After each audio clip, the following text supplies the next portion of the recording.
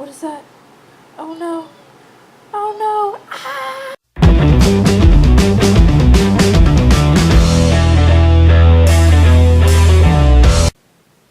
What's up everybody in Yu-Gi-Oh! YouTube land? This is JesseBurn representing Team FTK, and today I'm going to take a shot and show you guys my Mermail Atlantean Light of Senko deck. So basically water, because there's so many different variations of monsters you play in it, so we'll just call it water. And with Light of Senko you play 37 monsters and you play 3 spells. So I'm going to get into the list and show you guys what I'm playing. Before I start though, I would like to say that this is a test run basically. I've never made Mermails before. I've never played Mermails. I've never been a fan of Mermails until very recently when Light of Senko came out. I was like, okay, this shit looks cool. I want to try it out.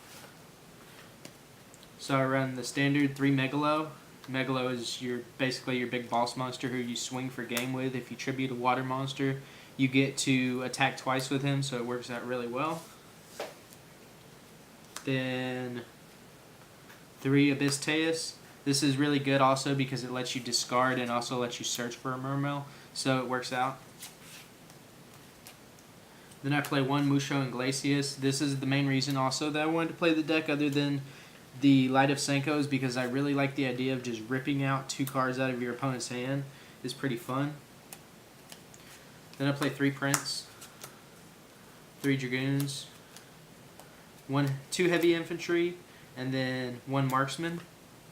So 2 Heavy Infantry hits your face-up cards your opponent controls when it's used to activate for a Water Monster's effect. And then Marksman hits face down, so I feel like 2 is better because back row's, pretty lame this format. And then Dragoons because it's at 3 now, search everything, fuck it, why not? And then Prince because sending 1 to add 1 is really good, so if you send Dragoons, you can add Dragoons, and then it just does a lot of crazy stuff in the deck. So then I run these for the Mermail monsters. So I'm not really sure the exact ratio on these Mermail monsters, but I feel like running 2 of this one is good. And this I'm not really too sure about either, but I wanted to have more Mermail names, so these are the ones that I run for the smaller Mermails. And then I run 1 Deep Sea Diva for special summoning Prince. Is really good when you can normal summon this, special summon Prince, and you can go into all kinds of crazy Link and Synchro plays because this is a level 2 tuner as well.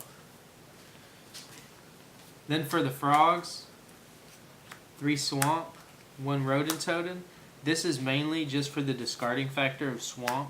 I really don't want to clog up my whole deck with a bunch of frogs, but I like to play it because it's 37 monsters. You have room for frogs, you might as well. Then I run 2 Aqua Spirit. Aqua Spirit is really good because you get to banish to special summon it, so it's a free summon for a water monster.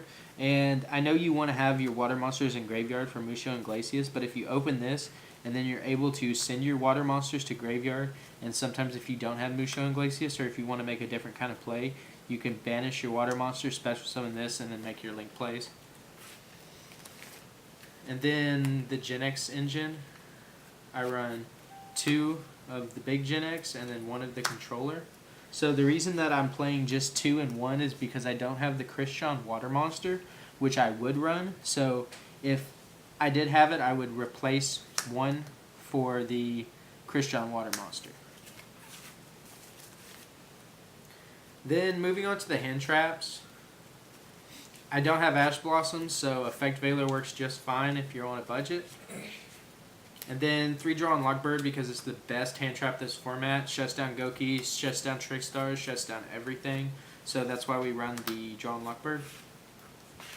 And then for my last hand trap, which is very techy, they used to play this a lot in Mermails, is Gore's Emissary of Darkness. So we used to play this in Mermails, but the problem with that is that they ran a lot of spells and traps, but now we don't run any spells and traps except for Light of Senko. So Gore's is really good, and it lets you get into rank 7 plays. And basically, if you go second and your opponent hand traps you, or if you go first and your opponent hand traps you, and then they try to hit you for game, you can just put down a Gore's and make sure that they don't OTK you.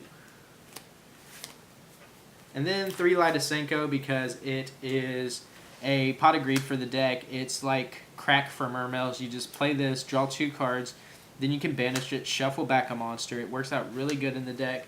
And it's the heart and soul reason why I actually wanted to play Mermails, because before I honestly thought the deck was trash. But now I love the idea of running 37 monsters with 3 spells, because it's just fun. Like, I can play Gores, I can play Effect Veiler, I can play a bunch of random bullshit and just have fun with the deck. So 3 Light of Senko is a must. Or Senko's Light, excuse me. So moving on to the extra deck, like I said, it's a lot like the main deck where it's a work in progress. This is my first time making Mermails. So for the synchros, I run Coral Dragon, and then I run the Seahorse. I play Leo as well. Moving on to the XYZs, the Big Mermail, one Totally Awesome, one Tomahawk. Tomahawk is to create tokens, and they're all machine type tokens, so that's why we play the Cleefort Genius, because you can get a lot of link plays done with these, and it's really crazy to produce 5 tokens. And it's a rank 7, so you make 7s all the time in the deck. And then I play one Wizard, one Link Spider, one Miss Starboy, one Firewall Dragon, and then if you have the Ibly and Mermaid and as well as the Unicorn, run them.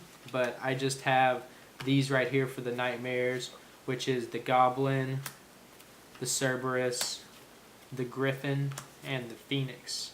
So this was JesseBurn representing Team FTK. Make sure to like, comment, and subscribe for more videos.